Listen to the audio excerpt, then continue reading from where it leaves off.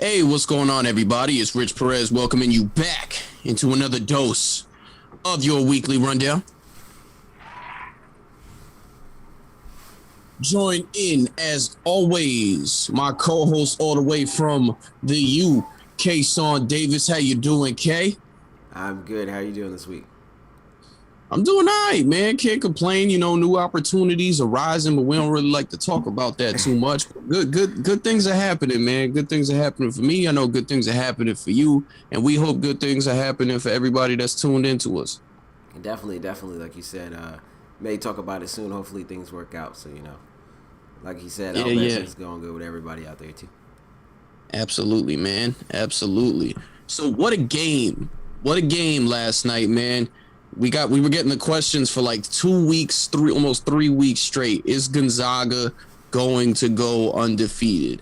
And we were pretty consistent. Both of us said no, we did not believe that Gonzaga would go undefeated for the same reason. Just didn't think that they did not think that they would, well, didn't think that they would go undefeated just because of the fact that their conference play and not really having to deal with oh man, that's funny.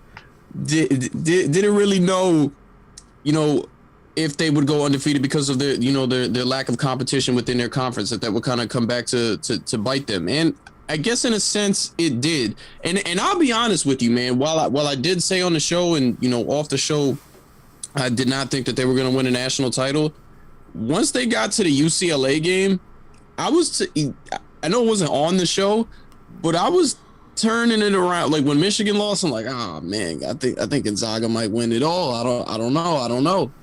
And they had the close win in overtime, against UCLA. Jalen Suggs, hero, and I want to talk about him a little later as far as this NBA draft goes and where he should fall.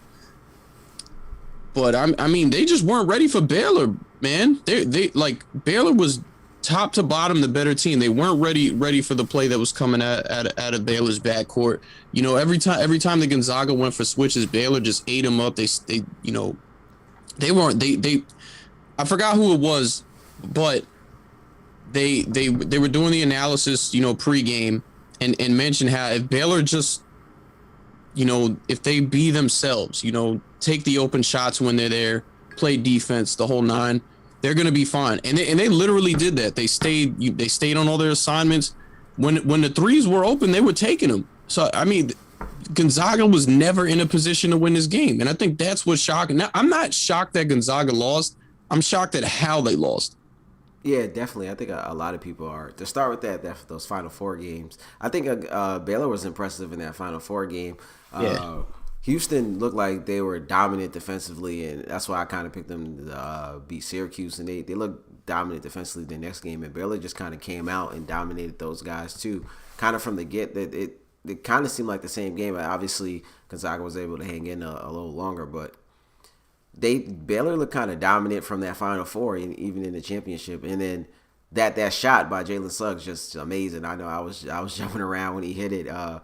Big shout out to UCLA, who played hard this whole tournament, getting from the first four to the Final Four, and then almost having a chance to win it there. They were down 5 with like 50 seconds left and things like that, and they fought hard, and that shot was just kind of unbelievable. So big shout out to UCLA too. But yeah, I'm not, like you said, I'm not surprised that Baylor lost. I mean that Gonzaga lost, but like how they went out is kind of a little surprising. But I also wasn't gonna pick them to win. Like I guess came on here real fast or something before to pick who we thought was gonna win the championship game. I wasn't gonna pick Gonzaga to win because it's like the same thing with the Chiefs in the Super Bowl. Well, I feel like when history's on the line like this, like what can go wrong will probably go wrong, and I feel like that's kind of just what happened out there. Obviously, we know they're a better team than getting beat by 20 or something like that. But like you said, those guards, who I've been saying are maybe the best backcourt in the country all season, were just going out there and just being dominant. I think that was really the difference. They were able to make tough shots. They were hitting tough shots over kind of anybody. They were able to create their own shots, and really in that defense that they showed against Houston, maybe all season to be honest, just kind of really showed his head again. So I think it's a little bit of Baylor being like focused and showing us how dominant they are.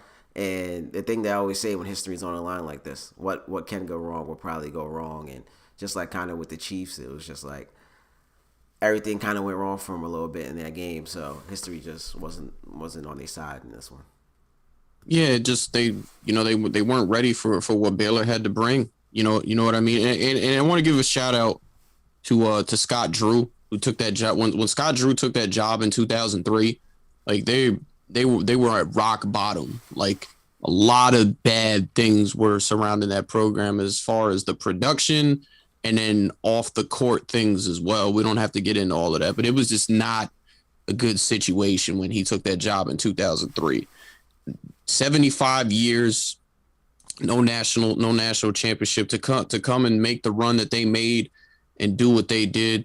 Kudos to him. I know he made the reference in his post game interview about, it's the last time there was a national championship in Texas. They made a movie about it. I agree. Baylor should get a movie. I'm cool with that. Yeah, big shout out to him. Baylor's been I think he's been a great coach for some time now. If you remember Perry Jones, Quincy Miller, Pierre Jackson, those guys being over there at Baylor, they made an Elite Eight run. That's kind of when I noticed how good of a coach he could be. I mean, how good of a coach he was. They made obviously they had talent, they had a lot of athletes, but I think then just seeing how well he coached then and how the program's been going since those kind of years when I kind of first noticed them, I think he's been a great coach from kind of then on. So big shout out to him, like you said, and I think this is something that's kind of been brewing for some time now. If you kind of look back on it, because that team went to the Elite Eight and they lost to the Anthony Davis Kentucky team. So I think he's been kind of like obviously progressing and getting better as the years go on. So I'm not as surprised as maybe some other people are. Yeah, what do you think about as far as well, I want to talk about the draft as far as guys like Jalen Suggs goes. And, with the mock drafts I've seen, but what do you think? How do you feel like this Baylor performance is going to rise the draft stock for some of these guys that are getting ready to head out over at Baylor? Maybe obviously it depends on who's going to leave. I think if anyone maybe up their stock the most is going to be Butler. I believe that's his name. Excuse me if I'm saying it wrong, but he had a great performance last night. I think when I think they showed the thing on there. He's the first player in the national championship to have like 15 plus and 5 plus assists in the game or something like that since Carmelo Anthony. And just the way he was able to ISO, because he was kind of getting a lot of ISO plays and just attacking off the dribble and creating his own shot and things like that. I think he kind of shown that at the NBA, obviously if he can do it at the NBA level, but he kind of shown that he has like NBA level kind of maybe guard skills, especially at the 2 guard spot to kind of get out and go create his own shot and different things like that. And obviously still be able to knock down some threes on a catch and shoot because he hit a couple of those last night too. So I think, and maybe Mitchell too was hitting some tough shots and things like that. So I think those 2 guards, and obviously like I said, they might be the 2. I've been saying all year they might be the best backcourt in the nation. So I think those 2 maybe up their stock the most. And if I had to pick, it'd probably be Butler just from what I see in that game. I mean, throughout this tournament, Davion Mitchell was definitely getting it right, making his stock rise a bit. I mean, you saw Dame and Donovan Mitchell were making the jokes like, does Donovan Mitchell play for Baylor now? Just because with the performance he was having, people definitely taking notice. I think the latest one I seen actually has him going 7th to the Toronto Raptors. So interesting. I didn't know he was that high. Yeah, I'm just looking at it right now. So that was one. I think for me, when I was looking at a lot of these mock drafts, Jalen Suggs has been a guy that's been like on my radar throughout this tournament now. I mean, if you've been following his career, it should have been on your radar before this tournament, but especially after that UCLA game, I'm like, this dude has it. I mean, the consensus is also that Cade Cunningham is going to be the number 1 pick too. So, what I was thinking about it, right? If I'm the Houston Rockets, who do have their lottery pick this year. If I'm the Houston Rockets and I don't end up with the number 1 pick, like if you end up with the 2nd overall pick, why would you not take Jalen Suggs?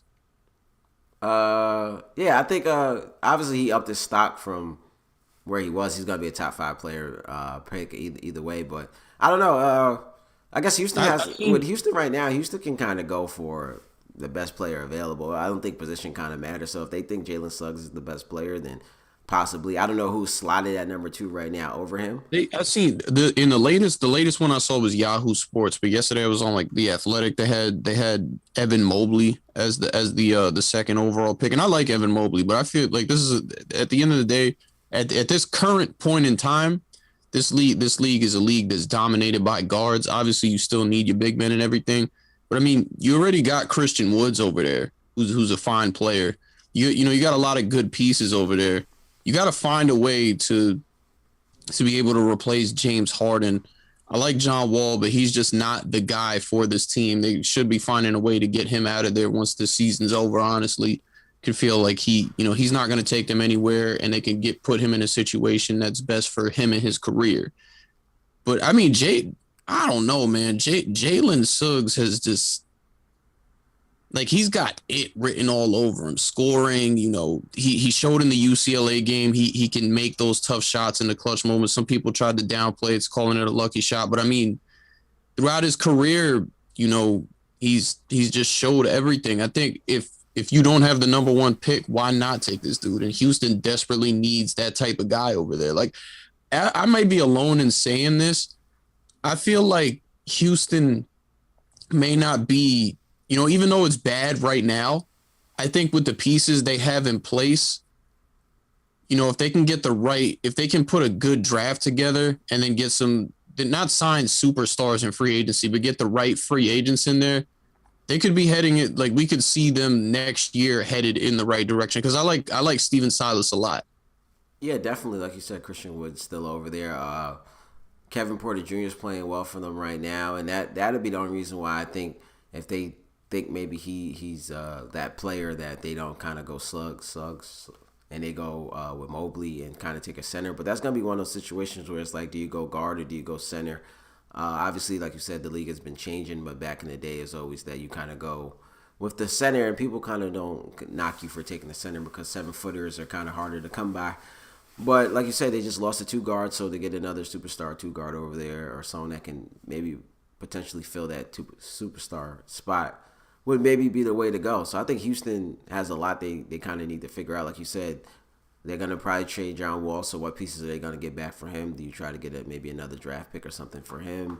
Who are you going to get back for him? That maybe you get a point guard or something like that, where maybe you don't need another guard because you got Kevin Porter. So Houston has a lot of things they need to figure out. And as far as Suggs, I kind of agree with everything you were saying. If you look at that UCLA game, he made the 2 biggest plays of the game. He got that block, and he came down and made that pass, which kind of gave them a 2-point lead, which kind of helped them get it into overtime. And then obviously he hit that big shot. So I think, like you said, if you look at his career, he's shown that he can be that player. Yeah, so just to get out of that now, congratulations to the Baylor Bears on their national championship. Well deserved. Great performance by them all around. They did. Some people now want to go and claim that they saw this one coming, but the vast majority of us didn't see this one coming. Kayson had a little funny thing on Instagram yesterday. He put up a poll while the game was going on about who do you think is going to win. And I'm going to be honest, I laughed when you posted at the results afterwards, because I definitely fell in that category. Like, I did pick Baylor while I was watching the game. I'm not going to lie there. And everybody else did too. Yeah, definitely. That's what was so funny about it. Because I was like, I know if I did this way before the game, like 24 hours before the game or something, where the results ended by the time the game started, a lot of people would have picked Baylor. So, while it was going on, I didn't even go back and look at who picked the results or nothing until after the game. But while it's going on, I was like, I know a lot of people are picking Baylor right now. And if Gonzaga comes back, it'll be mad funny. Right. Big news that came in before the championship game. First of all, Roy Williams, and we didn't get to talk about this last week because it happened well after the show last week. Roy Williams ended up retiring, which is a little shocking. He's done a tremendous. I wouldn't say he's the great. No one will say he's the greatest coach of UNC history, but a great coach nonetheless. And Roy Williams, he's got a chance to be a Naismith Basketball Hall of Famer sometime down the road with everything he's done as a college coach, and the guys he's produced. So it was a little shocking to see him retire. It was a down year for UNC. Did end up making the tournament this year, but did not go on a run. And in talking to you, when we looked at the list of candidates, and I completely agreed, the two that stuck out were Kenny Smith, who played for UNC, and assistant coach Hubert Davis. Hubert Davis ended up getting the job, and a big congratulations to him. This is a monumental hire because Hubert Davis is the first African-American coach in UNC history. We talk about the guys they produce, Michael Jordan, talk about Kenny the Jet Smith, Vince Carter. Vince Carter, Jameson, I believe. The list can continue James Worthy. Like the list can continue to go on, man. All these African American players, and not a single coach. We talk about the lack of diversity in coaching in sports where African Americans really dominate. To see Hubert Davis get this job, at a prestigious basketball school like UNC, and just how it's it really changes the landscape is definitely great to see. That's number one. And number two, it was a smart hire for UNC, not even just because of that, but Hubert Davis has been doing the recruiting over there and everything. So you want to be able to keep these guys that are coming in. It makes a lot of sense with Roy Williams gone to keep that guy on staff leading the program, to just let these guys know, like, we're still thinking about you. We're all in here. Yeah, definitely. Like you said, he was on staff already, and he has that relationship with the players that can try to keep them. But what kind of stood out to me when I told you I thought those two guys were the two that stick out, was because I figured that North Carolina was going to try to keep it in the family. I think if you kind of look at some of their other hires, they usually always keep it in kind of the North Carolina family. So I didn't think they were going to go outside the family. And Hubert Davis being the assistant, I figured that maybe they'll go then. But we've seen Kenny Smith be on the radar for a couple head coaches positions in the NBA. So I figured if they had the opportunity, maybe they would go with Kenny Smith. So either one was kind of a fine pick to me. Like you said, with everything, Hubert's there. It's kind of the same system. He has that relationship with players, so you kind of don't have to try to convince players on his new coach and a new system. So I think it was kind of a smart hire to kind of just take him right off the bench and give him another position on the bench. Yeah, I mean, I'm expecting a lot of good things for them in the future. The guy can definitely coach. It's not just one of those. He was just an assistant. He if you ask anybody about him, they're gonna speak hot, very, very highly of him. So I'm happy as a fan. I'm glad to see a move like this be made. And hopefully a lot more of these, not just these schools for men's basketball, but a lot of these power schools in general go on to make a lot of similar hires here.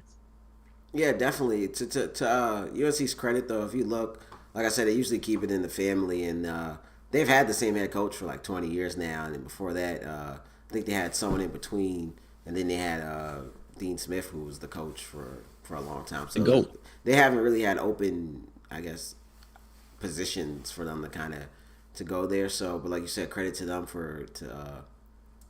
to having more diversity in there and just different things like that. So hopefully it continues. And I think even up at Syracuse, Adrian Griffin's on the bench right now, and a lot of people think if when Jim Boeheim retires that he has the opportunity to become the head coach there. So we could see it in some other spots, just guys who been in the system, been there, and doing recruiting for them and stuff like that to kind of be the next person in line. Yeah, absolutely, man. I get here is one for you, because this is something that we talked about off the show, me and you, as far as the transfer portal and a lot of these guys heading out. It was really a conversation me and you were having specifically about Memphis. Like it's crazy how things end up working out, because me and you were talking about Memphis and how I'm not going to name drop anybody here, but we were talking about a specific player on Memphis and how he's being utilized, and just kind of the struggle, how a lot of the players in Memphis, what it seems like anyway, of how their mentality is. And I guess it just kind of working out in our conversation in favor of our conversation. I guess is the best way to put it. Memphis is the transfer portal period is getting crazy right now, but Memphis is losing a lot of players to the transfer portal. Yeah, but a lot of teams are losing a lot of players to the transfer portal. North Carolina lost a lot of players. Syracuse just lost another player today, making it four. So with the new transfer rules, a lot of people are leaving. But if you look at the way Memphis's last two seasons went, obviously losing James Wiseman kind of hurt them. But I don't think they even kind of reached their potential that people thought, even with James Wiseman being down. And then this year, they were expected to be a tournament team again, and they kind of didn't get there. Now, obviously, they won the NIT, and that kind of worked out for them. But like you were saying, we were talking off camera, it seems that like guys over there, whether it's the system or just guys' mentality, something just kind of wasn't working out for them 100% over there. So I'm not surprised at all the people that are deciding to leave. I know they just lost someone today, that their center that's going to enter the NBA draft. So I'm not surprised that a lot of guys maybe want to leave, and maybe just things wasn't working out. And like I said, with the new transfer rules, there's a lot of people leaving. So the one that shocked me the most though is DJ Jeffries, because he's from Memphis. So it'd be interesting to see where he goes. Well, we talked about a lot about like Penny, to his credit, utilized the fact that he was coaching in the AAU circuit to his advantage when he got the job to coach at Memphis. Like, and I remember when he put those recruiting classes together, like it almost reminded me of the Fab Five. And you can't compare any of these guys to the Fab Five. Didn't even end up working out for them that way anyway. But you were expecting big things from these recruiting classes. Like you're thinking Penny Hardaway, NBA Hall of Famer. Before his injury, he's one of the greatest guards ever. You talk about him playing with Shaq, what Shaq and Kobe were. That was Shaq and Penny first, right? So you expected big things with as far as the recruiting he did, as well as his name, and it just hasn't worked out. But I mean, like the guys he was recruiting, you got to think like his pitch is who he is. He can get you to the NBA. So these guys, like you talk about mentality, they're probably all just coming in trying to be the man. Seems a little bit like selfish play going on over there. And I think that at the end of the day, culminating with the fact that as a team, they didn't accomplish what they wanted. And these guys aren't accomplishing what they want from individual standpoints to try and get to the league, is why a lot of these guys are leaving. Boogie Ellis, who's a pretty big name for them, is headed out. Damian Ball, another guy's heading out. TJ Jeffries, who you just mentioned, is headed out. That's Mississippi State he's going to. He committed already? See, seems like it. I didn't know. Lance Thomas is also headed out. See, he's committed to a school as well, and then Ahmad Rand is also out the door. Yeah, kind of just agreeing with everything you said. I didn't know a lot of them kind of committed already, but I think a lot of these players who are leaving are kind of coming in early, because the longer you wait, the more people, as you can see, are entering the transfer pool. And they already broke the record for as many transfers entering the transfer pool, and every day it keeps going up 20 or something like that. So I think a lot of people are trying to, because they say like before you leave, who's kind of interested in you or not. And when you do enter, a lot of teams reach out to you right away, so you kind of know. So I think a lot of those guys are trying to commit early before, maybe the offer that they want is kind of off the table. So it's interesting. Like you said, as far as Memphis, I agree with everything. Like I said, things didn't seem like they were kind of working out for them. And Penny, I think Penny will still be all right, because he still has that NBA experience and things like that. So he can still convince kids to kind of go there, and that he can get them to the league. And then them winning the NIT only helps, and it helps them too. So it'll be interesting. Yeah, I mean, yeah, it is Mississippi State. Interesting. Potential. If he doesn't commit it, but it's looking like he could be ending up at Mississippi State. I feel like but he yeah, stayed in Memphis instead of that. But I mean, I can't really. You might just needed to change. Like, yeah, I can't. I can't really say. Can't really say what it is. Maybe if these guys don't like the numbers that they're putting up, because there's so many good players over there and not enough ball to go around. There's only one ball at the end of the day. That is 100% true. Maybe it just be one of those things. Like I think a lot of players, with the opportunity that the new transfer rules are giving them, just maybe want to see something different. They had their 2 years, like I said. A lot of things maybe just and go their way as far as James Wiseman and different things like that. So maybe they just need a new scenery. Yeah, man. Shout out, you brought up Syracuse, man. Did just get a 4-star forward in Kamari Lenz, commitment for 2022. So that's Coach Boeheim, Orange, Cuse. We still out here. Yeah, they got two transfers to transfer over. I forgot one of the kids' name, but he's from Syracuse. He's a guard, and then they got a Villanova transfer to come in. So they got some transfers. Kadari Richmond talked about him a bit before too. Yeah, well, Kadari committed to Seton Hall today. So. Oh, excuse me. I'm sorry. I saw Lance Q's transfer. I read that wrong. Yeah, that's my bad. He's going to Seton Hall, unfortunately. But they got like I said, a Villanova transfer to come in for next year. He's a shooter, and then they got another guard who's from Syracuse. So next year's team looks like they're retooling already a little bit. Yeah, man, definitely will wait to see, how things continue to go for them. But I think in talking to Matt, the 2022 class is definitely what people need to be on the lookout for Syracuse as far as their comeback goes. Yeah, I think they've kind of shaped it that way too. I think they're putting more of their focus on that 2022 class and kind of really skipped over the 2021 class. Obviously, they was able to get Benny, who just worked himself up to being a 5-star recruit, and he'll also be playing in the Allen Iverson game coming up. So they were able to get him, and then I think from there they've been focusing all on that 2022 class. Now we still don't know what Dior's going to do. A lot of people think that he's not going to maybe recommit. He's going to try his chances. Doesn't sound that way. Yeah, the chances in the NBA. But he said he was reopening his recruitment and things like that. So there's still a possibility. If they were maybe to pull some other guys in there, maybe convince him to come. But it seems like he might be going maybe the NBA route. So, but it's still be interesting to see how it works out. Yeah, I mean, Jalen Green of that G League Ignite, it's worked out well for him. They got him slated as a top 3 pick in some mock drafts.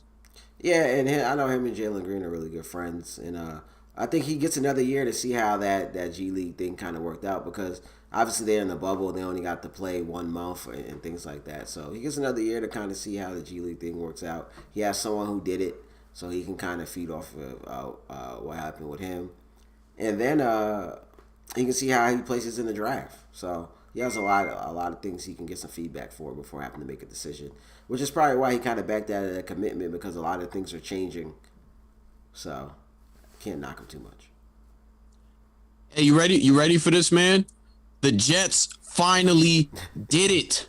Sam Darnold is out of the building. They finally got it done. For anybody that doubted that they were going to take a quarterback with the 2nd overall pick, get the doubts out of your head. They are taking a quarterback at number 2. That was the whole reason why they didn't take San Francisco's offer, and San Francisco traded to get that number 3 pick. So, I mean, this is kind of something they had to do, right? Like, you're going quarterback. You just can't have a guy like Sam Darnold in the same building as a quarterback you just drafted in the 1st round. You just can't do it. It's not a good look, not a good idea, and I guess for Joe Douglas, he kind of made out good here. Yeah, for this year you get a 6th round pick, but then next year you get a 1st, a 2nd, and a 4th round pick. I guess it works out for all parties in general. For Sam Darnold, he gets a new situation, which a lot of people are saying he really needed. It's a better situation than he was in with the New York Jets. He gets to reunite with Robbie Anderson, who he had a pretty good connection with while they played together in New York. And then, gets to play with Christian McCaffrey as well. They got the number 8 overall pick. Don't doubt that they can take a weapon to add for him there as well. He gets to link up with Joe Brady, who was the offensive coordinator at LSU when Joe Burrow won the Heisman and a national title, running that West Coast offense. So it's definitely a good look for him, and the Panthers were in a lot of games last year. So you got to figure the quarterback change. And I love Teddy Bridgewater. I hope he can get to a situation that's best for him.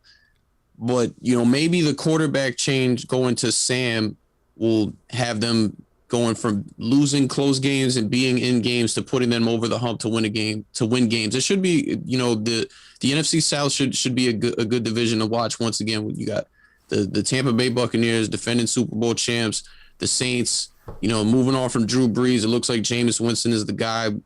Maybe things are different for him now. He's got a good team around him, good coach. And then, the Panthers. So we'll definitely see Jared Morris asking, is it Wilson or Fields? I like Fields, man, but it's pretty it's like the worst kept secret. Zach Wilson's going number 2.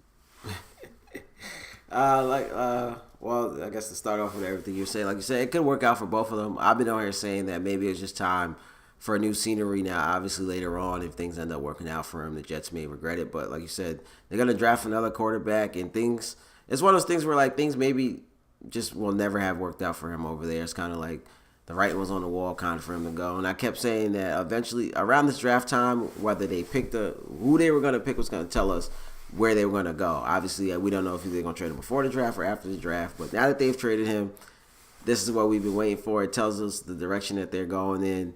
They're going to, obviously, like you said, take a quarterback. And I like Fields, too. But we're going to see what happens. So, yeah, definitely. I think it could work out for him. It's interesting. Obviously, you said it looks like they're going Sam Darnold. But if they kind of keep Teddy Bridgewater in, maybe they have a little battle there for the quarterback spot. Because Teddy Bridgewater doesn't now have another year under his belt. And maybe he can do something with that. But it's going to be interesting to see kind of where they go from there. So, obviously, the Jets have finally let us know what they're going to do, the direction that they're going in. They're starting over. They're getting a new quarterback. And I'm not mad at the move because I think it was the right move. Like I said, their writing was kind of on the wall already. Yeah, and get this, man. I think maybe they finally got a good front office man in there. Like, and they've got a history of just getting it wrong. Their actual team owner Woody Johnson is back. Chris Johnson is no longer running operations there because his brother's back. Running the team with Trump out of office. So look at this. Look at what Joe Douglas has managed to do since getting a job this year in 2021. Number 2 overall pick, the 23rd overall pick, 34th, 66th, 86th, 107th, 146th, 154th, 186th. 226. That's a lot of picks for 2021. And then next year, he's got 2 first-round picks, 2 second-round picks, a third-round pick, a fourth-round pick, 2 fifth-round picks, and then 3 sixth-rounders. That's Oklahoma City levels of draft picks you're holding on to there. Yeah, definitely. I kind of seen that. And that's kind of what you want when you're going to be rebuilding and kind of trying to restart your franchise. Obviously, if all the picks work out, you end up keeping them, then it's going to be how you draft. And if you can draft the right pieces, maybe use some of that to move up in the draft and get a higher draft pick and different things like that. But if not, you just maybe you can trade it. It's New York still. Obviously, it's the Jets, it's not the Giants, but it's New York still. And maybe you kind of take those picks and trade for somebody. The rumor was there that ended up not being true that Watson maybe wanted to go over there, but they was able to get Le'Veon Bell, so you never know how things can work out. It's still New York, so they can take all those picks and maybe trade for somebody. Like I said, like I've been saying the last 2 weeks, man. Keep an eye on the make sure you keep an eye on this quarterback Caruso. It's still alive. I saw something today. Someone said that Russell Wilson will stay in Seattle. That's not like confirmed news. That's more like just opinion. But I still, you got to watch out for Russell Wilson. We've been hearing the things about Aaron Rodgers. Got to watch out for him. I mean, at one time when Brett Favre got out of Green Bay, it wasn't that long, but he did end up with the New York Jets for a short period of time. So, hey, could history repeat itself? Who knows? And then, Deshaun Watson is not in a great situation right now. Got to wait to see how that thing goes, but he could be on his way. He could be on his way somewhere else too once that all clears up for him. We'll wait and see, but I'm just saying the Jets have options. Yeah. Got a question here from, what are you going to say something? No, I was going to say, it's New York. Like I said, people are going to want to play in New York. And then when you're rebuilding, you need draft picks, no matter what team, if you're in New York or you're not. You need draft picks to kind of trade and get someone over there. And then obviously you trust your franchise to kind of convince them to stay. Yeah, for sure. Got a question here from Nicholas Stallworth. Does Zach Wilson make the Jets contenders in the AFC? No. No, he does not. The Jets just have too much going against them right now for you to take your rookie quarterback he looks good, man. He does a lot of eye-popping things, the comparisons to an Aaron Rodgers and a Patrick Mahomes and things like that. They're valid to me as far as what I can see. I've been a proponent of Zach Wilson since like September, October, watching him. I know the knock is old, he hadn't really played a lot of competition and we weren't talking about him until this year. Yeah, it is what it is, man. We weren't, and they said don't compare him to Joe Burrow, but you got, how can you not? I get Joe Burrow ended up winning a national title and he plays in the SEC, but we still only were talking about Joe Burrow for 1 year. So, I mean, it is what it is. I can't tell you he's going to be a superstar, but from what I tell, he looks very good, and he's going to come into a good situation as far as, seems like Joe Douglas knows what he's doing. He's got a great resume behind him from before he got with the Jets. And then, everybody speaks very highly of head coach Robert Saleh and his time that he spent with the San Francisco 49ers. He was on that coaching staff in not Carolina, excuse me. It's coming to a blank at me at the moment, but he's Seattle. He was on that coaching staff in Seattle when they won a Super Bowl, with the Legion of Boom. So he's good as far as the coaching staff goes. But he's got to be. They still don't have a good line, and they don't have a lot of great weapons for him. And we say great quarterbacks elevate the players around him. I think he could be able to do that if he's everything is advertised, but he's still got to get more around him to be able to say that the Jets are going to be contenders in the AFC. Yeah, I kind of agree with you. A contender to win it? No. Maybe he could sneak them into the playoffs, possibly. But kind of like you were saying, we talked about this with Sam Darnold. He didn't have the pieces over there, kind of, and the Jets never put the right pieces around him. Now the Jets are going to make some more moves here to maybe get some more pieces around him before he gets in there. Then no. Obviously, like you said, a great quarterback can rise the players around him. So, like I said, maybe he could sneak them in to be a contender to maybe win it. I don't possibly think so. Also, not having the weapons, and he's a rookie. He's going to have to come in. He's going to have to learn. Now, obviously, we've seen other rookies come in and make an impact right away. But for him to impact them, for them to become a contender to win the conference would be kind of crazy. I think, like I said, maybe he could sneak them in a wild card game or something as like a lower seed playoff team or something. But even that seems kind of far-fetched. So, obviously, like you said, the talent seems like it's there. So, after getting another year or so under his belt, them maybe adding more weapons, another high draft pick, I think in the future he will make them a contender. But in his first year, I don't think so. Yeah, because you can't. I don't know if anybody's going this route as far as Patrick Mahomes' second year in took him to AFC Championship. It's not the same situation at all. Patrick Mahomes, the Chiefs traded up to be able to draft him. They already had a great team before they had him. They had a very good quarterback before they had him. They just identified how good Patrick Mahomes is going to be and, went all in to get him. They also don't have a Tyreek Hill either. So, that's what we're saying. Yeah, exactly. They already, before Patrick Mahomes was the quarterback of the Kansas City Chiefs, they had Tyreek Hill. They had Travis Kelce. They had a very good team, period, before he was the quarterback of their team. So yeah, the Jets don't have those things. they don't have those weapons, nowhere close. So wish them the best of luck, but obviously it's a rebuilding situation. It's gonna take us some time. The Jets are hoping that he can make them a contender. But I think he's going to need some time and a couple more weapons and maybe another high draft pick. And also the experience. Like I said, just having another year or so under his belt. It's still the NFL. Obviously, like I said, we've seen rookies come in and make an impact. We've seen younger players come in and make an impact and things like that. But I always, you need that experience. So that's also going to be a big component to he's going to have to take a lot of lumps and bumps this year and just the ups and downs of NFL season, especially with it being his first year. Yeah, man, and like I said, I like them. Down the road, sure. If once they be able to get more of a complete team around them, yeah, sure. Down, maybe even in the near future, like in 2 or 3 more seasons, sure. You could say that depending on what they do. But right now, maybe the best case scenario for them is they have a season like what the Chargers had with Justin Herbert. We're talking about how he elevates guys, he does amazing things on the field, and they're in a lot of games because of him.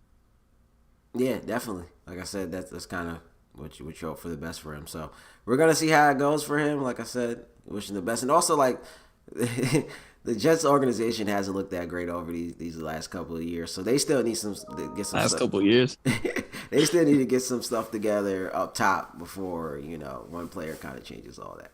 But it seems like they're going in the right direction. So hopefully things are turning around for Gangrene over there. Most def, man. Let's get to the NBA, man.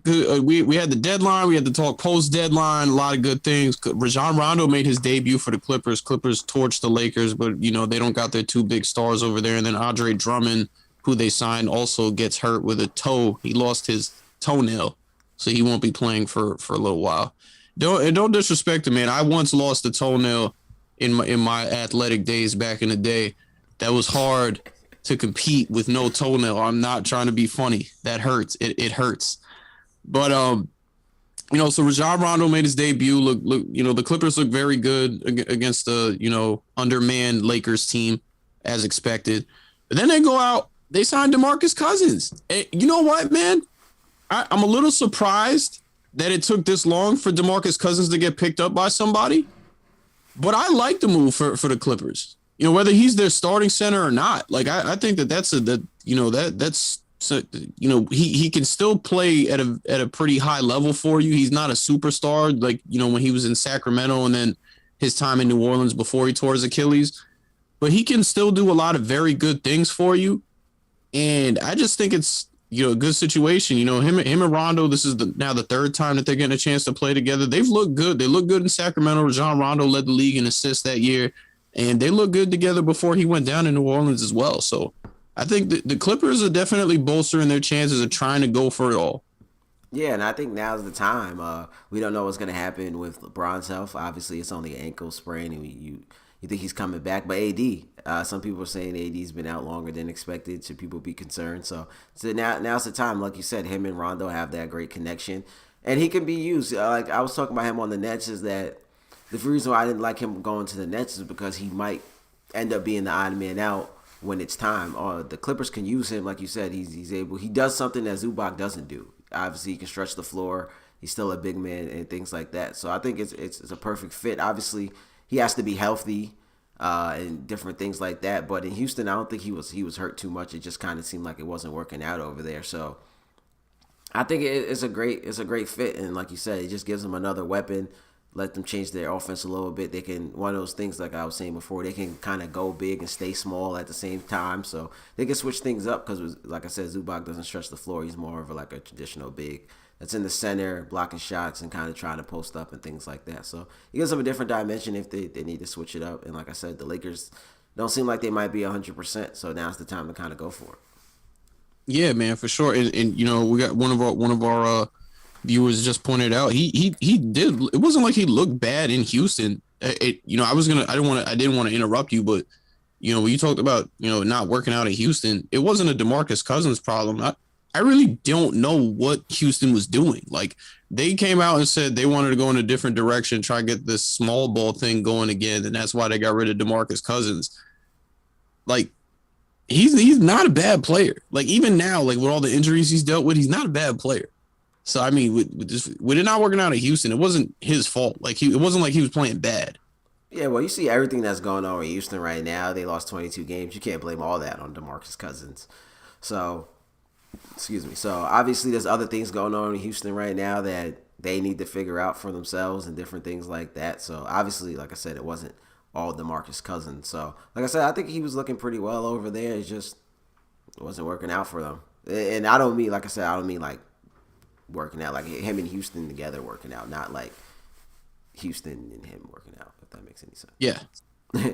Yeah. But I mean, I like it, man. I can't wait to see him be able to make his debut. I can't wait to see them at full strength, just play against one of the better teams and see what they really look like. That they don't really have any excuses now. They got the leader that they needed because that wasn't as great as Kawhi is. It is true. He hasn't really been like a leader, he may be able to lead you to a championship as far as his play goes, but commanding a floor and things like that, it's not really him. Like he's more like Kevin Durant in that sense, and Kevin Durant's kind of admitted it too. He's not he just wants to go out and hoop. He's not really trying to lead like that, right? That's kind of where Kawhi Leonard falls there. So they got their leader with Rajon Rondo. You bring in a guy like DeMarcus Cousins that's going to be able to really complete them. Now, I like their team moving forward. It's depending on where they fall. We could see them in the Western Conference Finals for sure. Possibly going for a title, man. Yeah, well, they should be a contender. Obviously, with the way things ended up last year, Western Conference Finals would be like they finally got there. But like when Kawhi went over there and PG went over there, we were talking championships. A lot of people picked them to win the championship at the start of the next season. So it's the same. It's the same thing. Like it's championship over there. So like to see them in the conference finals, like I said, after what happened last year, it's gonna be like, but nah, it's championships over there. So it should be like we need to see them win it. Like no, just conference finals. We need to see them win it. No, I agree. Like they're that good. They're good enough. Ty Lue, people need to start respecting him as a coach. He's a very good coach. They didn't just get to the finals because of LeBron. He did his thing. Anybody that's close to the situation will tell you that. So they got everything that they need. I guess we kind of just excuse me. I guess we kind of just fell off of them because of the way what ended up happening, like blowing a 3-1 lead against the Denver Nuggets. You know what I mean? And then the Lakers won it all, made you kind of just push back on them a little bit. But I agree. It's championship or bust for them, even with the West looking as good as it is now. Start respecting the Phoenix Suns, Kayson. Yeah, like I said, with the Phoenix Suns, they're just young, obviously, and I can't think of his name right now, but he was on ESPN the other day. He was talking about how just throughout the season they were still young, trying to learn how to win, and they kind of got it together. It's going to be like that in the playoffs. They're going to have to relearn how to win again, and I think that's going to catch up to them. So I respect the Suns. I think they're good. CP, obviously, you see what he did for the Thunder last year. Devin Booker is Devin Booker, in which we should kind of get into. I don't know if you've seen that under 25 list that ESPN put out. We can kind of get into that later. But yeah, Devin Booker's Devin Booker, and they got Jay Crowder. They got some veteran pieces over there. I like Monty Williams. He used to be with the Thunder. They're just gonna be young, and I think in that situation, a team like the Clippers or Lakers is gonna be able to get them. Obviously now, with them being this high up, having a first round matchup that they'll be favored to win and possibly will win would help them going forward. But they'll never be in that situation. They've never been, and when they get there, have never been in that situation. And Bron, Kawhi, all those guys they're going to go up against have been in that situation. So, like, if it comes down to them or the Clippers or the Lakers in the conference finals, I'm just taking the Lakers. I'm taking what I've seen before. And even CP. CP's been in one conference final as much as we love him and I love him. He's kind of never really been there that much before either. Yeah, but man, pairing him up with Devin Booker is just different. And I like DeAndre Ayton a lot too. Ayton, that's who's on ESPN the other day. I can't think of his name. Just pairing him up with Devin Booker is just different though. Like I think he's unlocked Devin Booker's abilities a lot with just his, prowess as a point guard. Yeah, I like their backcourt a lot. Like I think very highly of Devin Booker. He was definitely disrespected in that under 25 list by ESPN, which is very weird to me. But he's always kind of been disrespected a little bit. But you just taking the fact of CP3 and the point guard that he is, and then combined with the guy who's such a natural scorer in Devin Booker. Yeah, it's going to work out. I think, obviously, CP's going to be older, and that's going to be maybe not as well for them going forward. But I think as they get a couple more years, even just this year, as they learn how to win, especially come playoff time, they're in a great position. And then they also can add some more pieces and see how this playoff run goes. But right now, I wouldn't take them over the Clippers or the Lakers. You know who I really want to see them match up with, and it's because of the players? I want to see them match up with the Clippers. Chris Paul and Rajon Rondo are the ultimate floor generals. They both do not like each other. We saw that when Chris Paul was with the Rockets and Rondo was in his first year with the Lakers. That brawl that they got into. And, they come to play in playoffs, especially Rajon Rondo. So, crossing my fingers, I like that. Would like to have that. However it could happen, I would like to see that matchup in the postseason. For the drama that it would bring, yeah, definitely. I think if I think it PG's would be a great series, period, though. But yeah, the drama aside, yeah, definitely. But I think if PG is gonna be PG, I think the Clippers win that one. I bet you it goes 7. Nah. Remember we said it. Remember who said it. Six. If it happens. 6. All right. I'm taking 6. If PG's gonna play like PG, what round is this? This is the conference finals. What if Skip Bayless called him George Paul? Yeah, if he's gonna play like Paul George, is it if it's the conference finals, I'm taking the Clippers in 5. Wow, man, that's insane. No way. If PG's gonna play like PG, if he's gonna be George Paul, then it might go 7. No if way. He's gonna be PG, the MVP caliber player. Then it's going 5. 7. It's going 7, and if it doesn't go 7, it's not going anything less than 6. 5. What is all right? As much as we love Devin Booker, like I said, he's never been in the playoffs before. That's fine. What are they gonna do it with that offense when they put Kawhi on for the whole series?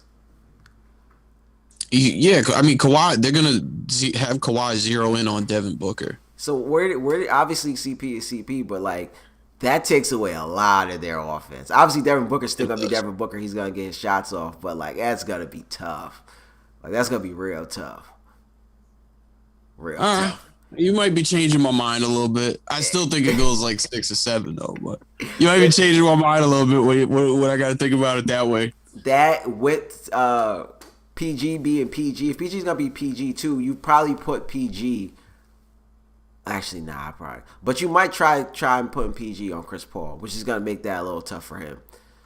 So with that being said, it seems like a pretty tough series for them. And then being in the conference finals, I think, like I said, a lot of those guys haven't been there before. It'll be tough. They'll make it a tough 5-game series, but it'll be 5. Let's get through some of these questions here, man. Adia R. Was there anything Gonzaga could have done differently that would have resulted in them as the winners? I guess maybe, when they kept going to those switches, that like I said, Baylor was just eating them up every time they tried to go to those switches with Timmy. Like maybe they should that would have helped them because Baylor really did work every time Gonzaga went to switch. But I don't know. I think it just came down to Baylor playing as well as they did. I think that's really the only one thing my takeaway from the game that they could have did differently. Yeah, more of the same. Maybe they could have tried to get the ball down low a little bit. Like I said, to me, history just wasn't going to be on their side. You know how I feel when history's on the line in situations like this. History just wasn't going to be on their side. Now, obviously, they could have came out. I think defensively, they maybe could have played a little better. To me, they had to get off to a better start. I think the game, they got themselves into too much of a hole to start the game there. I think Baylor came out, they were up like 17-2 or something like that. So they would have to get off on a better start and kind of get their offense flowing. Suggs got into 2 fouls in like the first 5 minutes of the game. Obviously, that would have changed the game if he was able to be out there and be more aggressive. So I think that getting off to a better start if I had to pick, but history just wasn't going to be on their side either way. Question here from Might E. Fresh. With all these Nets injuries, is it room for concern? I'm going to say no, not really. Because KD's about to come back. Yes, James Harden did just get hurt, but you get KD back. Kyrie was cooking. He was really the reason why they won against the New York Knicks. Shout out to the Knicks. And aside from that, like too much star power over there to be a cause of concern. As long as they're healthy when playoffs come around, but for like they got enough star power to hold down the 1 seed. Like, say one of them goes down. Okay, Blake, you're a number 1 option now. Show us what you can do. Okay, LaMarcus Aldridge, you're a number 1 or number 2 option now. Show us what you can do. They got too much talent over there in the regular season for me to say it's a cause for concern. Like I said, you're getting KD back now. He's gonna play their next game. Kyrie's still cooking. Nah, I don't think it's a cause for concern for me. I think it's a cause for concern. Now, obviously, like you said, you want to be healthy during playoff time. But those guys didn't get a lot of time together, so I don't know how I would feel kind of just throwing them into a playoff run with not getting that much time to play together.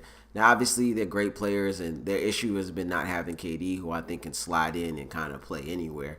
So the issue may not be that big of an issue, but we've seen it happen in other cases where teams didn't really get that much momentum going with each other. You get into a playoff series against a team like the 76ers, who've been playing well. They all kind of been together. Obviously, Embiid's been hurt a little bit, but they've been all playing together. They just got that momentum, and they kind of are able to knock off that team just because of the flow that they kind of got together. And then, like you said, well, when you get into that playoff series, they really start to zone in on certain things. So they're gonna make a lot of people uncomfortable and different things like that. So when they break it down like that, just having that chemistry and knowing where guys gonna be and different things like that may make the difference in the series.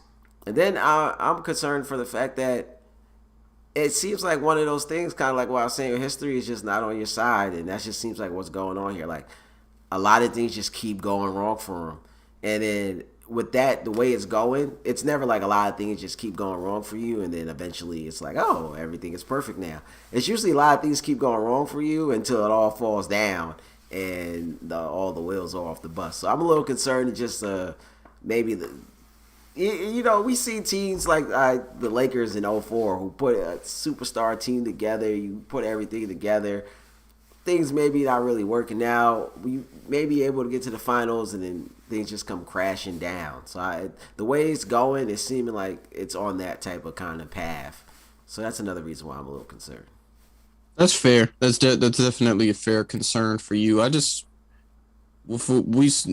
mean, the three of them did get to play together in a limited amount of time, didn't they? 7 games together, and they look good. I mean, they did look good. So, I mean, I guess I don't know. They just seem like from day one they just gelled. But it's just like, think about the KD goes down with the hamstring injury. He's out longer than a lot of people expect. The game he comes back because he's supposed to be playing tomorrow. That didn't shock me though. It did not shock me that he was out that long with a hamstring injury, considering his history. And the game he comes back from that hamstring injury, they find out that Harden has a hamstring injury, and now he's out. It just seems like luck might not be on their side right now. You know, sometimes the basketball guys, when you put these type of teams together, it's just you try to stack the decks and things just don't work out for you. Yeah, that's true too. That'd definitely be a narrative if they don't win it all. And I don't care, man. No excuses. You gotta win it all if you're the Nets. I don't care what happens. That's how I'm feeling. And that's how a lot of people are gonna feel. To your point, if a team can hone in on them, it's gonna be the Philadelphia 76ers. I'm still sticking with it. Yeah, possibly. Like obviously Embiid just came back and things like that. But I just brought it up. That's a team that's gonna be the Bucks. The Bucks haven't had too much injuries. That's a team that's gonna be together. They play well together. They've been through a little adversity together, and those are the type of teams in the playoff series that might just knock you off when you ain't have that much experience together right now. Yeah, for sure, man. For sure. Can Harden win MVP? Yes, he can. But will he? No. This is a media-driven thing. James Harden has not the times James Harden has not won MVP is because of where the narrative was in the media. It's been like that every time. I think Joel Embiid, who is back by the way, still has a good shot to win it all. Yeah, definitely. I think Harden has a chance. I think he came out and said it, so he's trying to shape the media's perspective on it a little bit. But obviously, I think the way things worked out with Houston at the beginning of the year, it's going to come against him. The media didn't really like that and kind of how he forced his way out there. But he's been playing unbelievable. I think I seen something the other day before he got there. The Nets were like 2 games over 500. They're like 20 games over 500 now. So he's been leading them. He hasn't been missing too many games. And he's been leading them with KD and Kyrie out. I think what's going to hurt him even more on top of the stuff that happened at the beginning of the year with Houston is this injury right now. Like I was just saying, KD missed almost a month and a half maybe with his hamstring injury. We don't know how serious it is going to be for Harden. Now, obviously, Harden doesn't have the same injury history that KD does. But like I said, a lot of things just don't seem like it's going right for them right now. So this could end up being something longer than maybe they expected. And if he's out too long, they're gonna hold that against him too. So that against him, and then everything going on at the beginning of the year with Houston, like you said, it's a media-driven award, and they might just hold those two things against him. Yeah, for sure, man. Definitely something to behold, man. Good questions for y'all this week, man. We're not done though. For you guys that wanted to stick around, I'm here to ruffle some feathers a little bit. The Golden State Warriors have lost the last 8 of their 9 games. Steph Curry had some things to say, but I just wanted to point this one out, man. And we've had this conversation before, Kayson, and I know I had a lot of back and forth with some people when we had it, but it's a valid conversation. When it comes to Steph Curry, and let me premise what I'm about to say with a lot of things here. Steph Curry is great. He is a for sure first ballot future Hall of Famer. He could headline his class. He should headline his class. He probably will headline his class. One of, if not the greatest shooters ever. I think he's the greatest shooter ever, and I'm a huge Ray Allen fan. Greatest shooter ever. 3-time NBA champion. 2-time league MVP, first ever unanimous MVP, regardless if you agree with that or not. He can lead you to a championship. But Steph Curry cannot carry your team. Like the things that Russell Westbrook did in Oklahoma City and James Harden did in Houston for a lot of years, Steph Curry can't do that. This is the second year now that we got to see that. Don't tell me the Warriors are trash. The Warriors are not trash. They may not have the superstars, all-stars over there, but they got good pieces over there where you like put Russ, maybe not this year, but put Russ 2016 and 2017 Russ on this Warriors team. They're going to the playoffs. Put James Harden on this Warriors team. They're going to the playoffs. Why is it that we don't have these conversations about Steph Curry? Because I think this is a legitimate thing. Steph Curry he's good enough to lead you, but he cannot carry your team. He cannot take this. I'm not asking for a championship. I'm talking about playoffs. He cannot carry a team, and this is the second year that we're getting a chance to see it. Yeah, I would agree with you a little bit there. Obviously, I think they're in the 10th seed right now. He's missed a couple games. I think missing Draymond really hurts them the most. I think they kind of look, the worst when Draymond's not out there. Now, obviously, Steph is the shooter. He's going to draw a lot of attention, but Draymond brings a lot for them, creating wise. He sets up a lot of people. He's kind of that point guard for them. But, I've had this conversation with other people, and a lot of times people don't knock Steph for it, and a lot of people kind of expected it. A lot of people kind of see, like, I forgot the words that they use, but, like, he just doesn't have, like, the durability to do that. Like, no one kind of, from what I've heard, I've had conversations with people before KD even left the Warriors about this type of thing. And they kind of just said, like, hey, Steph, we know Steph can't do that. That's not, like, he doesn't have he's not built like Harden and Russ are to even last that long in the season doing something like that. So everything you're saying is true, but I don't think it's anything people didn't expect, and people aren't going to knock him for it. Nobody talks about it. Like, and all I'm saying is, like, when I have brought it up, people have tried to challenge me on that. That's it. That's interesting. A lot of people I've talked to before. This is before KD even left, and this was a scenario. This one was a hypothetical. People kind of expected that. A lot of people didn't think that, especially without we didn't at that time. We didn't know Klay Thompson was going to go down, but a lot of people said like he doesn't have the durability to do something like that. So a lot of people I don't know that I have talked to, like I said, aren't as surprised, and that's why I think a lot of people aren't as talking about it as much, because this is kind of what they see from Steph, and Steph he's Steph. People love Steph. He's not gonna get knocked for it. Yeah, for sure, man. Let's see how it unfolds for the Warriors, though. I just wanted to put that out there. So you're saying people argue with you saying that he can lead? No, it's not a big amount. Like, it's just like, can we acknowledge it? Like, nobody. It seems like nobody really. I know you said you talked to some people that agreed or pointed it out, but the vast majority doesn't want to. Not like Ben Stinner, I don't have a problem with Ben Stinner, but I feel like he just goes on Twitter sometimes and likes to troll. You know, when all this was coming out, because that's really what made me want to talk about this. When he was like he led them to a championship with it's not championship 73-9 without KD, and I just wanted to point out, yeah, but he did it with Klay Thompson And Draymond. like if Klay Thompson, Draymond is a lot of credit there too. yeah, for sure. But he did it with these guys. Like if they're not there, that's not happening. They're not going to the playoffs. You know what I mean? And that's not knocking you. I'm just saying like stuff like that makes me want to let's deal in reality here. And I'm not knocking him. Great. I said everything I had to say. Great player. You know, future greatest shooter ever. 3-time champ, MVP, the whole nine. We got that. He cannot carry your team. That's not something he does. He's not a Russell Westbrook in that sense, or a James Harden, or LeBron James, or for a period in his career, Dwayne Wade. You know what I mean? So have people trying to argue you back that he could lead a team, or are they saying he did? Are they not that they directly? Here's the thing: they don't directly say yes he can. They just go. They kind of like ignore the point of it's not leading a team though. It's carrying a team to the playoffs. Is all I'm saying. And they'll just kind of ignore that fact and be like, well, he did this and this, though. And like I said, I'm not saying he didn't do those things. I'm just pointing this out right here.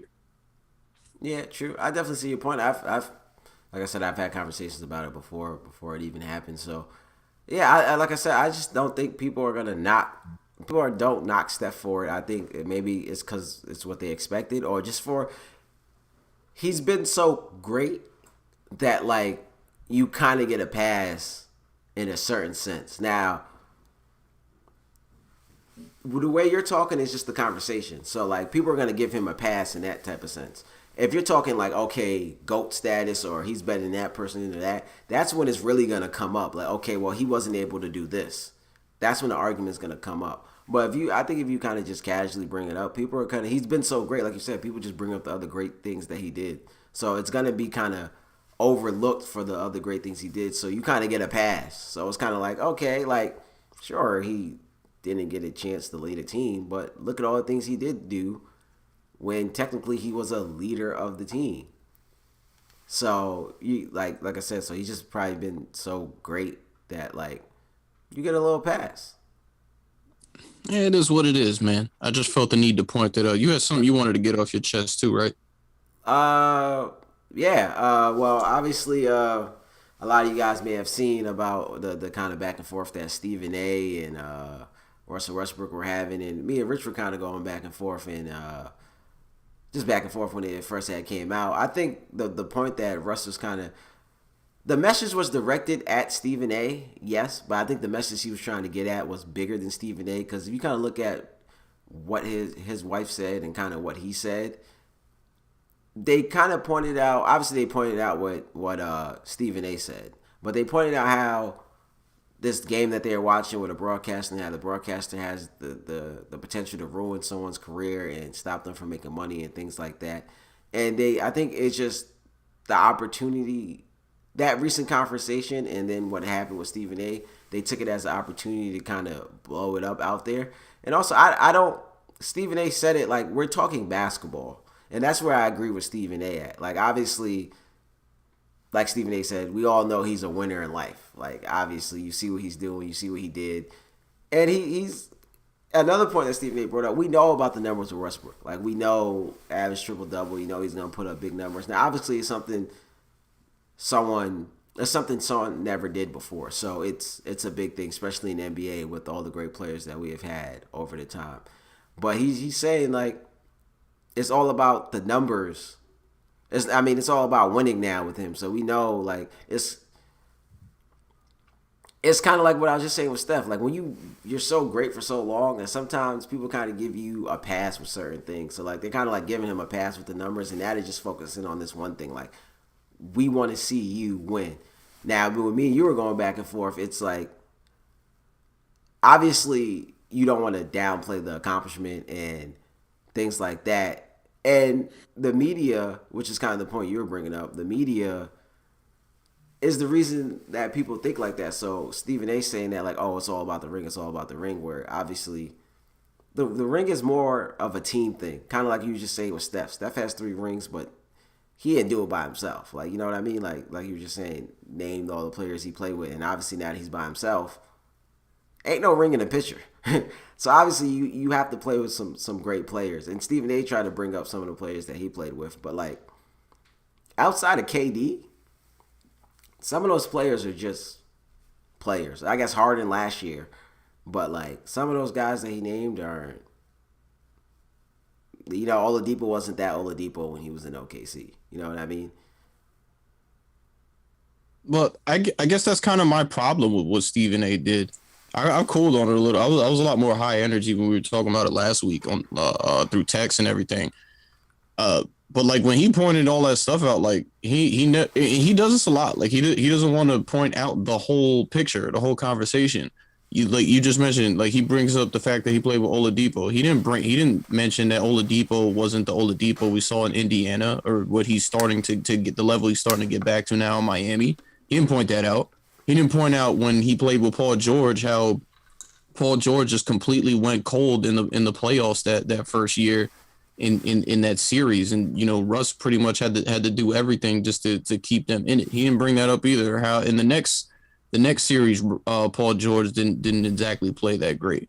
He also didn't mention how when he was in Houston, he had going into the playoffs, he contracted COVID, and he was dealing with a hamstring injury himself. Correct?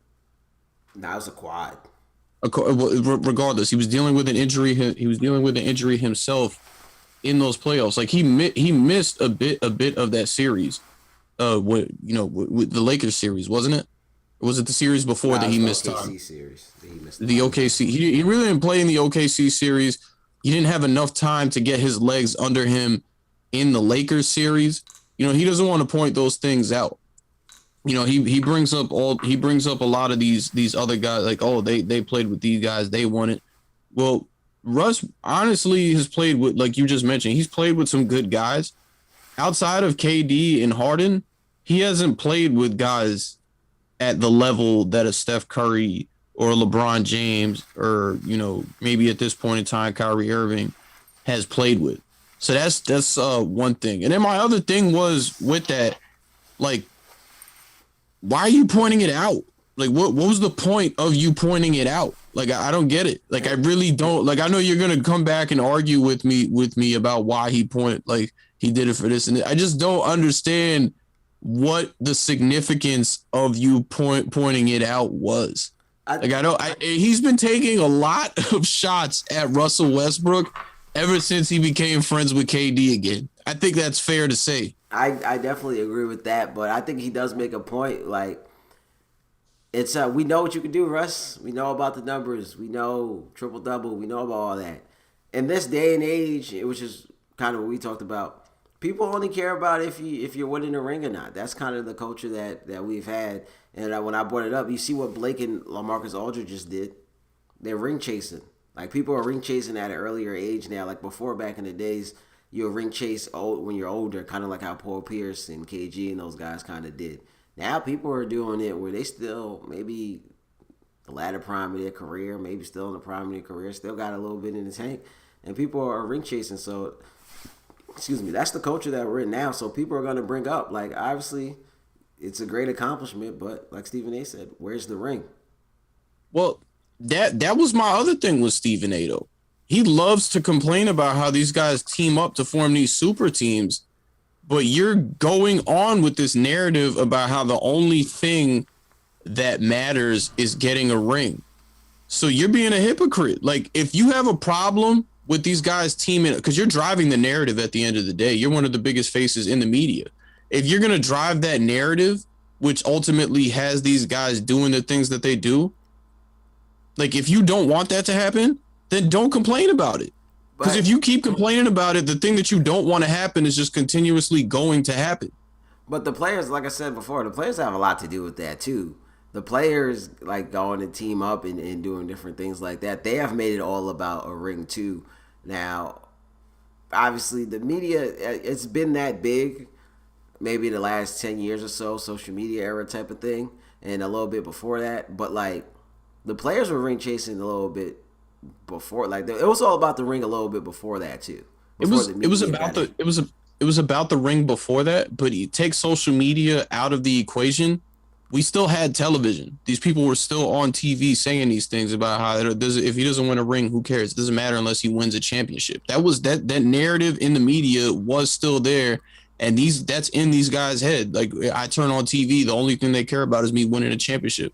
So of course I'm gonna try to chase a ring if that's all you continuously go on TV and go in these newspapers and write. But the players played a part of that too, going the team up, Brian them teaming up, ring chasing and things like that. So it's not just what led to that though? I don't think I would. You think in 2010 when Brian made that move?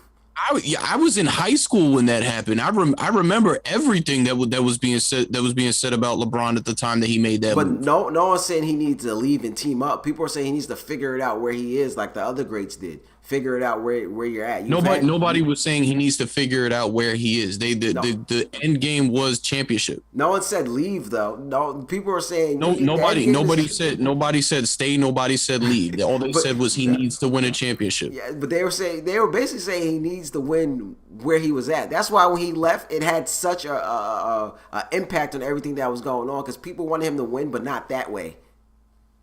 People want it. No.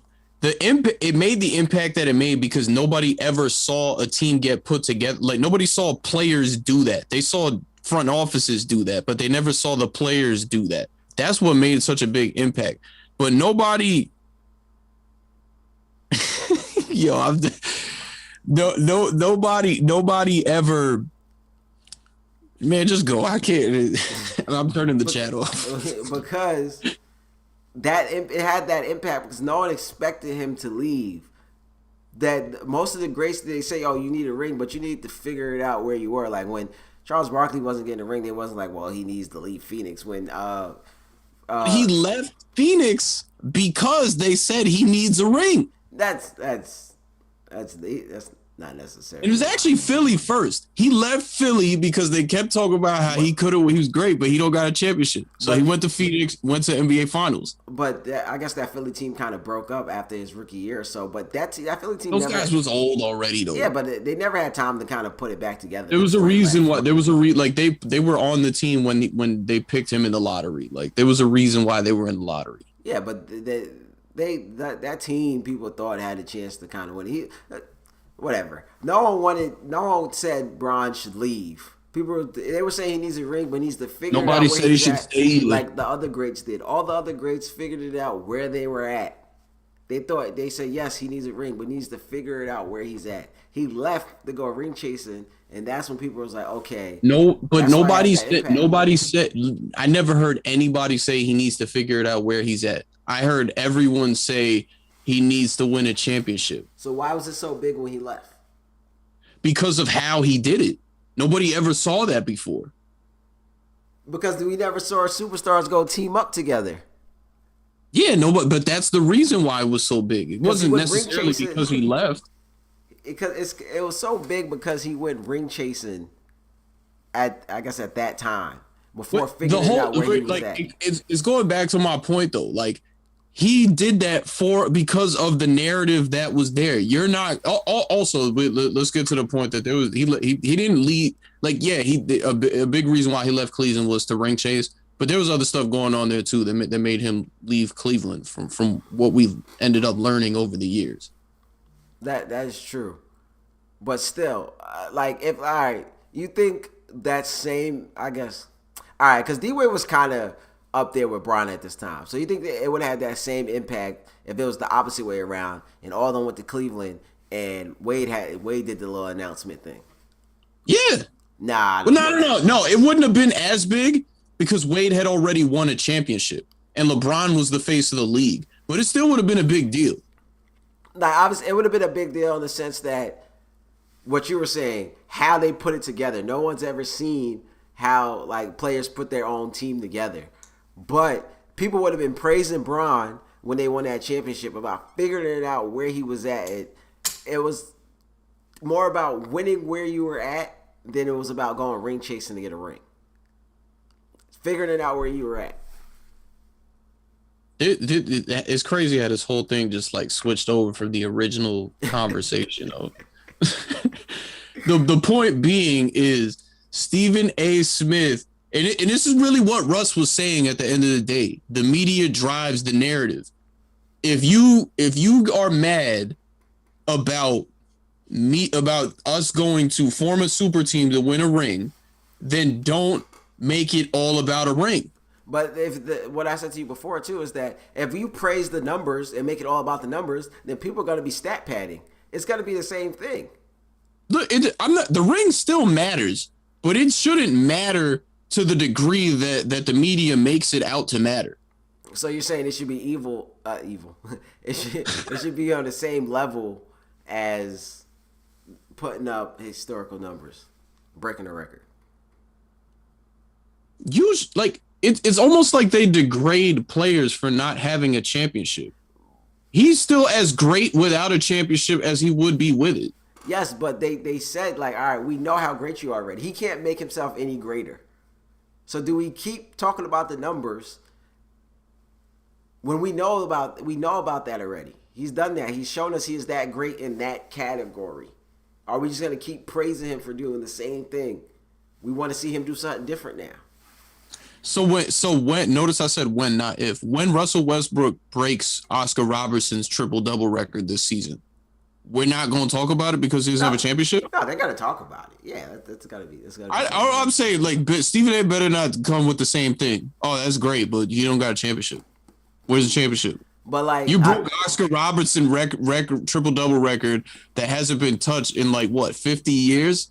But who cares because you don't got a championship? But like, people are going to talk about it because it needs to be talked about. But people are still going to bring up the fact that he needs a ring. Like, he should get a ring. Look, we've said this multiple times. I want to see Russ win a championship. He got some doubters that are just very annoying to me. But if he doesn't win a championship and it looks that way, because he's coming closer to the end of his career, I'm okay with that. Like, Russ is still gonna be a first ballot Hall of Famer. He's gonna have all these different titles except for an NBA championship. Like, I'm cool with that. I'm cool with it too, but I get why some people will say, like, we see the numbers. The numbers are there. We want to see you try to win a championship. Something. If KD never goes to Golden State, does he win a championship? Yes. Eventually. It'd be like a Dirk situation. Like, eventually he would have got it, yes. Wait, if you say if he stayed in OKC? Just if he never went to Golden State. Yeah, definitely. If he stays in OKC, it ends up like a Dirk situation. Yeah, I think those two would have won a championship together eventually. Yes, and if they stay in OKC, it ends up like Dirk, where like eventually they pull through. It's gonna be a crazy year where shit just works out. Sorry for whatever cursing right, but things are gonna work out. If not, he ends up going somewhere like San Antonio or something, Boston, where they end up. Maybe Bron ends up going west. He ends up getting out the east, kind of like how it worked out for Kawhi or something like that. But if he doesn't go to Golden State, he still goes to another great team where he's the missing piece and he kind of gets it. In OKC, they probably break through once or twice. Yeah, no, I think those two would have won a championship. Honestly, 2016 might have been the year they just choked. Yeah, but think about how many times Dirk choked before he finally pulled through. So that's what I'm saying. It'd be like the same situation. Dirk was the 1 seed, lost to 8th seed. Dirk was up 2-0 against the Heat and folded. So like eventually they would have pulled through. It'd be like the same situation.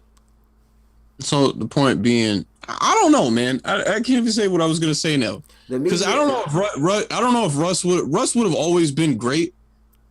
But KD leaving Oklahoma City was a blessing and a curse for Russell Westbrook at the same time. Yeah. Because obviously he was never going to be as big as he is now if KD stayed. Because it's always would be, the knock on him still would be, oh, well, you have Kevin Durant. You know what I mean? Like, so like, Yeah, like you have Kevin Durant. But So the fact that you Kevin know Durant what? left and he was able to do what he did without him, he was able to come He, bigger. But it's a curse because now people are got a knocking him for championship. it. Yeah, people are knocking him for it, and he doesn't have a championship. But people are kind of knocking him for being that great. Yeah, it's weird. And also the other thing is like we just talked about the similarity between Kawhi and KD in that respect about them not being like leaders, but kind of just that piece that gets you over the hump. And there's nothing wrong with that. But like what Rajon Rondo is to the Clippers right now, that's kind of what Russ was to KD in Oklahoma City. Yeah, but a lot of people, but it's like the same thing. Even when he was in OKC, it was like a gift and a curse too. Because when things went wrong, he got blamed for it. If things went right, then he didn't really get too much credit because he has Kevin Durant. Yeah. I would always say it seems like Russ doesn't pay attention to these things, but clearly he does. So He sees it, and that's why he doesn't like to comment on media things and things like that. But obviously, he sees it. Like people have TVs. I'm pretty sure he has friends who bring it up. I've seen his brother go back at a couple people before and different things like that. But like he says, he feels like he's winning in life without it. So I like to say he is. we don't He's doing better than us. Yeah, in a sense, yeah. But like I said, like I like to say, we don't address rumors. So he just lets the people talk. Yeah, that was a good one, man. Whether we can agree or disagree or not, I like that was a good conversation. Well, my point is that the way the error or the way times are now, that's what people are going to bring up. So I don't knock Stephen A for bringing it up because a lot of people would do that because of the times that we're in. I'm not knocking Stephen A for bringing it up necessarily. It's more so like, can you acknowledge at least to some level that the media plays a part in these guys teaming up at the end of the day? I'm not saying 100%, but to some degree they do play a part. No, Like, yes, but I think they played a lot. They played a bigger part in it. Bron teaming up with Wade played a bigger part in it. People teaming up and making the league more friendly played a bigger part in it than anything the media had to say. that was going on since like the 90s, though. Honestly, whether they like obviously people are friends, but people were never friends. Where it's like, oh, come guys play were with me. Scottie Pippen and Charles Barkley and Clyde Drexler teamed up in Houston. They wanted the ring chase. They were old. I do not care how old they were. It doesn't matter. But it doesn't matter. It's still the same thing. No, back then when you're older, it's not the same. Why are we giving these dudes a pass? They at the end of the day, it's the same premise. They teamed up and they wasn't able to win it. If they were all younger in their prime, but they came together for a reason. Because they were all older and they wasn't the same players. So it's like it's not the Scottie Pippen that you say Scottie Pippen, you're like, wow, Scottie Pippen teamed up with Charles Barkley. It wasn't that Scottie Pippen. He had a bad back and all type of other stuff. Charles Barkley was kind of on one leg. He said he's going to retire the season before that. Didn't they go to the Western Conference Finals? Didn't they go to the Western Conference Finals? Did they make it to the Western Conference Finals? They lost to the Lakers. No, I think you're thinking of the Blazers when Scottie Pippen went to the Blazers. No, I don't. Yeah, I don't know if that Rockets team made it that far. If not, then it was a second round exit, and I believe it went 7 games. Like, that's just like, sure, but like, there wasn't like, think about how that team would have been if they teamed up in their primes. Man, it's still the same thing regardless of they did it for the same reasons. KG, Ray Allen, and Paul Pierce all teamed up at the end of their career. They ended up running. That wasn't the end of their careers. It was the end. It was close. It was coming to the end of their primes. The end of their careers is when they ended were up out in of their primes, though. No, they weren't. Yeah, they were. No, they weren't. Yeah, they were. No, they weren't. Yeah, they were. No, they were not. Yeah, they were. No way. Yeah, they were. They was still balling at a high level. Yes, they're smart NBA players. They were not at the peak of their prime, but they were still in their prime. All right, they're on the back end of their prime. Sure. Wade, Bosh, the LeBron's big three teamed up, right? Think about if Ray Allen and them were younger in their prime and they went up against that big three. That's a big difference. All I'm saying is does the media play to a degree play a part in these guys teaming up? Yes or no? That's all I'm asking. Yes or no? To some degree, yes. So then he shouldn't complain. He shouldn't complain about these guys teaming up if he's going to feed that narrative. That's all I'm saying. It's like, but it's not that big. It's not tiny. It's not that big where it's like, is it making that big of a difference? I'm not sure. We got to agree to disagree. Do you play a small role? Can we get a poll? Can what? Do you play a small role in certain things? Yes. Do you stop doing those things? Probably not. If I know that something that I want, that me doing something affects something that I don't want to happen, I'm gonna change that up because I don't want that to happen, regardless of how big or how small it might be. I don't know. Let's get a poll going on Instagram tomorrow. All right. Let's post a video on the Rundown Show and get a poll going. What's the question? Does the media play a role? How big is the media's role? And these we should do two. Do they play a role? And then the second one, how big is the role, major or minor? All right. I think that Bron teaming up and making the league a little more friendly, where everyone thinks it's okay to be buddy and then go team up. I think the media played a large role in LeBron going to Miami. All right. Well, that's our show for this week, man. That was, hey man, I enjoy these conversations. Like, you know what I mean? It's all good.